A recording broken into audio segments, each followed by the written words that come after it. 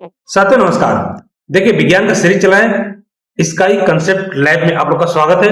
Chapter ये दूसरा है, गति किससे संबंधित है। ये गति से संबंधित एक वीडियो अपलोड हो चुका है। भौतिक विज्ञान का सीरीज चला है, आइए प्रारंभ करते हैं। पहला प्रश्न है, किसी पिंड के कोणीय वेग को मापने की प्रामाणिक इकाई क्या है। तो ये ऑप्शन बी सही होगा, रेडियन प्रति सेकेंड। देखिए वृत्ताकार गति में वस्तु के केंद्र पर जो कोण बनाती है उसे डिग्री के बजाय रेडियन में मापा जाता है, इसलिए प्रति सेकंड बदले गए कोण की दर को रेडियन प्रति सेकंड कहते हैं। ध्यान रखिएगा। चलते आगे, अगला प्रश्न है, जब किसी गेंद को सीधे ऊपर फेंका जाता है तो उसके उच्चतम बिंदु यानी हाईएस्ट पॉइंट पर उसका वेग कितना होता है। तो देखिए हाईएस्ट पॉइंट पे जब कोई गेंद को ऐसे आसमान में फेंकते हैं तो वो एक समय पर जाकर कुछ क्षण के लिए क्या है, उसका वेग रुक जाता है यानी शून्य हो जाता है, और फिर उसके बाद वो नीचे वो पिंड या गेंद गिरने लगता है। तो ये उस समय उसका वेग कितना होगा, शून्य होगा, यानी ऑप्शन बी सही है। चलते आगे, अगला प्रश्न, वाहनों द्वारा तय की गई कुल दूरी को रिकॉर्ड करने वाले यंत्र को क्या कहते हैं। तो यह है ओडोमीटर। ओडोमीटर वाहनों के डैशबोर्ड पर लगा वह डिजिटल या एनालॉग मीटर होता है जो यह गिनता है कि गाड़ी अब तक कुल कितने किलोमीटर चल चुका है। चलते आगे, अगला प्रश्न है, किसी वृत्ताकार पथ पर एक पूरा चक्कर लगाने के बाद विस्थापन और दूरी का अनुपात क्या होगा। तो देखिए ये है ऑप्शन बी सही होगा, यानी शून्य। देखिए एक वृत्ताकार, ये वृत्ताकार यहां से कोई व्यक्ति चक्कर लगाना शुरू कर दिया और लगाते लगाते लगाते लगाते यहां आके फिर दोबारा उसी पॉइंट पे आ जाता है। तो एक चक्कर पूरा करने पर वस्तु वहीं आ जाती है, तो जहां से चली थी, तो इसका विस्थापन क्या हो जाएगा, शून्य होगा। सिंपल सी बात है, अगर ये वस्तु चल रही है और यहां आके रुक जाती है, तो मान लीजिए इसके बीच में ये 2 किलोमीटर है, तो ये 2 किलोमीटर के पास आके यहाँ रुक गई, तो विस्थापन किसका यहाँ होता है। विस्थापन मतलब जो प्रारंभिक दूरी होता है, प्रारंभिक वस्तु का जो स्थिति है उससे जो लास्ट वस्तु की स्थिति है उसको मापा जाता है। तो लास्ट इसमें अगर ये जाके यहीं पे आ जाता है तो शून्य रहेगा। तो ऑप्शन क्या होगा इसका, शून्य। चलते आगे, अगला प्रश्न है, एक पिंड 5 सेकंड में 20 मीटर और अगले 5 सेकंड में 30 मीटर की दूरी तय करती है, तो इसकी गति किस प्रकार की है। तो देखिए ये ऑप्शन बी सही होगा, असमान गति। देखिए यहां जो समय है, इस समय दोनों में क्या है, 5 सेकंड है, मगर दोनों में दूरी क्या है, 20 मीटर और 30 मीटर अलग अलग है। तो जहां समय का अंतराल तो बराबर होता है लेकिन तय की गई दूरी अलग अलग हो, तब बराबर समय में लगे दूरी तय हो तो उसे देखिए असमान गति कहेंगे, इसे असमान गति कहेंगे। टाइम एक जैसा हो मगर दूरी क्या है, अलग अलग हो, तो उसे असमान गति कहेंगे। ऑप्शन बी सही होगा। चलते आगे, अगला प्रश्न है, प्रक्षेप गति में अधिकतम ऊंचाई प्राप्त करने के लिए वस्तु को किस कोण पर ऊपर फेंका जाता है, यानी किस कोण से फेंका जाता है। तो देखिए ऑप्शन इसमें सी सही होगा, 90 डिग्री। यदि आप किसी वस्तु को सीधा ऊपर आसमान में सीधा ऊपर फेंकते हैं यानी 90 डिग्री के कोण पर फेंकते हैं, तो उसकी पूरी गति ऊर्जा उसे ऊंचाई पर ले जाने में लगती है, जिससे वह सबसे उच्चतम बिंदु पर जाएगा। यानी यहां से गेंद फेंक रहे हैं, सीधे अपने उच्चतम बिंदु पर जाएगा। 90 डिग्री पर फेंकेंगे तो अगर मान लीजिए इसी को 45 डिग्री पर फेंक देंगे तो क्या होगा, ज्यादा दूरी तय करेगी, ऊंचाई नहीं दूरी तय करेगी। चलते आगे, अगला प्रश्न है, यदि किसी वस्तु का द्रव्यमान बहुत अधिक है तो उसके जड़त्व पर क्या प्रभाव पड़ेगा।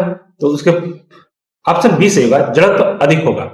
देखिए जड़त्व वस्तु के द्रव्यमान की माप है। एक भारी वस्तु को हिलाने या रोकने के लिए एक छोटी या हल्की वस्तु के मुकाबले बहुत अधिक बल लगाना पड़ेगा, क्योंकि उसका जड़त्व अधिक है। मान लीजिए ये छोटा सा कोई पिंड है, इसको आप उठा के फेंक देंगे, अगर यहीं पे एक बड़ा शिला हो गया या पहाड़ हो गया तो इसको आप उठा के नहीं फेंक सकते। चलते आगे, अगला प्रश्न है, चलती ट्रेन से अचानक नीचे कूदने पर व्यक्ति आगे की ओर क्यों गिर पड़ता है। तो देखिए एक सिंपल सी चीज है इसमें, गति के जड़त्व के कारण। देखिए कूदते ही व्यक्ति के पैर जमीन पर छू लेते हैं, परंतु जमीन पे पैर तो छू लेते हैं, पैर रुक भी जाते हैं, मगर उसका जो ऊपर का बॉडी है वो ट्रेन के साथ गतिमान है, उस गति में है, तो उसको धीरे धीरे जड़त्व में आने में टाइम लगता है, इसलिए वो आगे की तरफ गिर जाता है। चलते आगे। अगला प्रश्न, बंदूक से गोली दागने पर कंधे को पीछे की तरफ एक झटका क्यों लगता है? तो देखिए ऑप्शन बी सही होगा, गति के तृतीय नियम या तीसरे नियम के अनुसार प्रत्येक क्रिया के विपरीत प्रतिक्रिया होती है। देखिए अगर फायरर फायरर यहां से गोली चलाता है तो उसमें क्या होगा,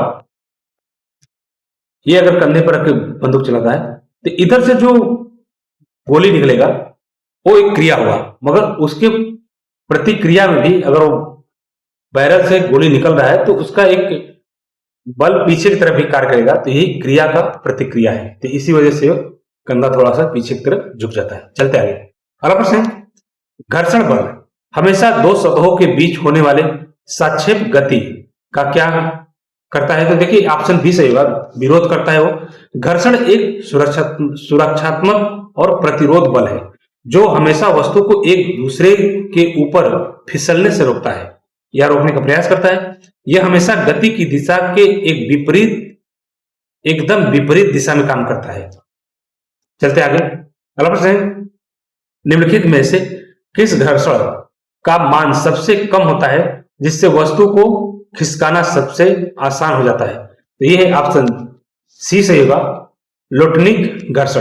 देखिए जब कोई वस्तु किसी सतह पर लुढ़कती है, जैसे पहिया है, तो सतह के बीच का संपर्क क्षेत्र बहुत छोटा हो जाता है, जिससे लुढ़कने के दौरान लगने वाला यह लोटनिक घर्षण बल कमजोर पड़ जाता है और वो आसानी से लौटता रहता है या आगे बढ़ता रहता है। चलते आगे। अगला प्रश्न, पृथ्वी के चारों ओर चक्कर लगा रहे कृत्रिम उपग्रह की गति में कौन सा बल अभिकेंद्री बल का कार्य करता है? तो ये ऑप्शन बी सही होगा, पृथ्वी का गुरुत्वाकर्षण बल। देखिए उपग्रह को गोल घूमने के लिए आवश्यक अंदरूनी खिंचाव पृथ्वी के गुरुत्वाकर्षण से मिलता है, ध्यान रखिएगा। यदि यह गुरुत्वाकर्षण बल अचानक गायब हो जाए तो उपग्रह जो है अंतरिक्ष में सीधा निकल जाएंगे, जो कि पृथ्वी का चक्कर नहीं लगाएंगे, फिर ऐसी इस तरह से घूमेंगे नहीं, वो सीधे अंतरिक्ष में बाहर निकल जाएंगे। चलते आगे। अगला प्रश्न, वृत्ताकार मोड़ पर साइकिल सवार खुद को अंदर की ओर क्यों झुका लेता है? सिंपल सा कारण है, आवश्यक अभिकेंद्री बल प्राप्त करने के लिए। देखिए सीधे रहकर मुंडे पर साइकिल फिसल सकती है, अंदर की ओर झुकने से गुरुत्व केंद्र बदल जाता है, जिससे जमीन से मिलने वाली प्रतिक्रिया बल उसे सुरक्षित मुड़ने के लिए जरूरी अभिकेंद्रिक बल प्रदान कर देता है। चलते आगे। अगला प्रश्न, किसी वस्तु के बहुत कम समय में संवेग परिवर्तन और उस समय के गुणनफल यानी बड़े बल का छोटे समय के लिए लगना को क्या कहते हैं? तो देखिए ऑप्शन बी सही होगा, आवेग। देखिए जब कोई बहुत बड़ा बल किसी वस्तु पर बेहद कम समय के लिए काम करता है, जैसे बल्ले से गेंद पर शॉट मारना, तो उसे आवेग कहेंगे। यह संवेग में हुई कुल बदलाव के बराबर होता है, ध्यान रखिएगा। चलते आगे। अगला प्रश्न, विरामावस्था से चलकर एक ट्रेन 2 मीटर प्रति सेकेंड 2 मीटर प्रति वर्ग सेकेंड के त्वरण से 10 सेकेंड तक चलती है। ट्रेन का अंतिम वेग ज्ञात कीजिए। तो देखिए गति का समीकरण क्या है? v बराबर u प्लस ए टी। तो देखिए गति के समीकरण का उपयोग यहां पे करेंगे हम लोग। तो देखिए v बराबर क्या है? v बराबर प्रारंभिक वेग और ये जो v है, v बराबर होगा अंतिम वेग, और u बराबर होता है प्रारंभिक वेग, और इसी तरह a क्या है? उसका त्वरण है यानी एक्सेलरेशन है, और t क्या है? समय है। तो अब आइए सवाल पे आते हैं, तो इसको देखते हैं। अब देखिए इसमें क्या करेंगे हम, इसका जो है इसमें क्या है, अंतिम वेग दिया नहीं है, हमको क्या है, इसका अंतिम वेग निकालना है। ये अंतिम वेग पूछ रहा है, तो प्रारंभिक वेग 0 है, यानी इसमें प्रारंभिक वेग का जिक्र नहीं है, प्लस थोड़ा एक्सीलरेशन कितना है, 2 है, 2 है, और समय कितना लग रहा है, 10 सेकंड। तो इसका आंसर क्या हो जाएगा, इसका आंसर होगा बी। इसको सॉल्व करेंगे तो कितना आएगा, 20 मीटर प्रति सेकेंड, यानी ऑप्शन बी सही होगा। चलते आगे, अगला प्रश्न है, यदि किसी वस्तु का विस्थापन समय के वर्ग के समानुपाती है तो वस्तु की गति कैसी होगी, तो ये ऑप्शन होगा इसका बी, एक समान त्वरण वाली। चलते आगे, अगला प्रश्न है, क्षैतिज वृत्त यानी हॉरिजेंटल सर्कल में नियत चाल से घूमती हुई वस्तु के पास क्या होता है, तो देखिए इसके पास होता है स्थिर त्वरण का परिणाम लेकिन बदलती दिशा।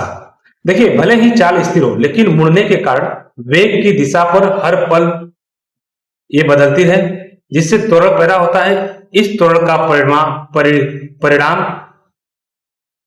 तो नहीं बदलता है लेकिन इसकी दिशा हमेशा केंद्र की ओर बदलती रहती है। चलते आगे, अगला प्रश्न, किसी प्रक्षेप की उड़ान के दौरान उसके पथ के किस बिंदु पर उसकी गतिज ऊर्जा न्यूनतम होती है, तो ये ऑप्शन बी सही होगा, उच्चतम बिंदु पर। देखिए जैसे जैसे वस्तु ऊपर जाती है उसकी गति ऊर्जा स्थिति ऊर्जा में बदलती जाती है। सबसे ऊंचे बिंदु पर उसका ऊर्ध्वाधर वेग 0 हो जाता है और केवल क्षैतिज वेग बचता है, जिससे वहां गतिज ऊर्जा सबसे कम होती है। आगे चलते हैं, क्रिकेट का खिलाड़ी तेजी से आती हुई गेंद को कैच करते समय अपने हाथ को पीछे की ओर क्यों खींचता है, तो ये ऑप्शन बी सही होगा, संपर्क समय बढ़ाकर बल का प्रभाव कम करने के लिए। देखिए न्यूटन के द्वितीय नियम के अनुसार संवेग बदलने पर जितना अधिक समय लगेगा, हाथ पर लगने वाले आघात यानी चोट बल उतना ही कम हो जाएगा। हाथ पीछे खींचने से समय बढ़ जाता है और चोट नहीं लगती खिलाड़ी को। चलते आगे, अगला प्रश्न, यदि पृथ्वी अचानक अपनी धुरी पर घूमना यानी घूर्णन करना बंद कर दे तो भूमध्य रेखा पर जी यानी स्मॉल जी के मान पर क्या प्रभाव पड़ेगा, तो ये बढ़ जाएगा।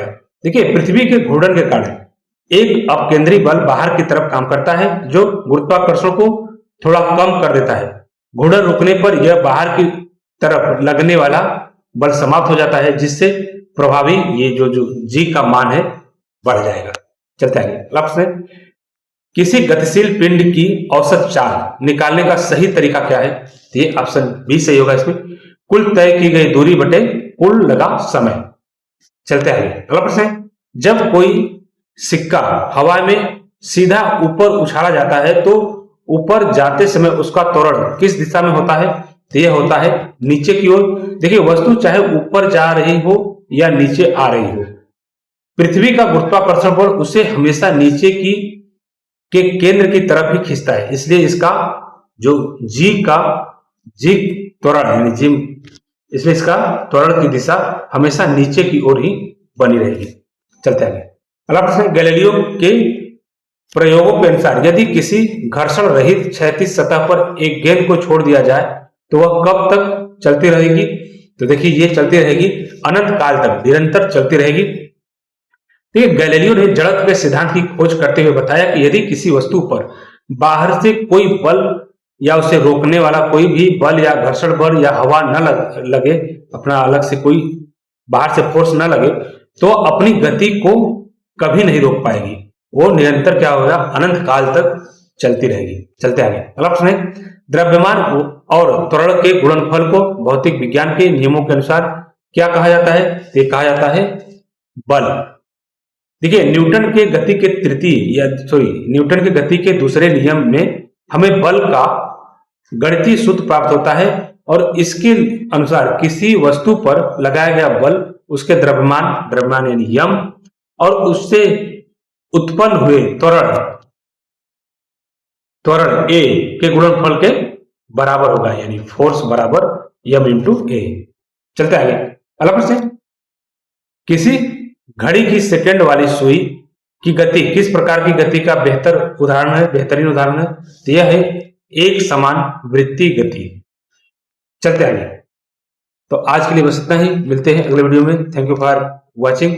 आप लोग सब्सक्राइब करिए चैनल को, प्रमोट, ये चैनल ग्रो नहीं हो रहा है तो कृपया करके आप लोग सब्सक्राइब करिए, लाइक करिए, लोगों तक पहुंचाइए ताकि नए नए कंटेंट आप लोग के बीच में लेके आए। Thank you for watching.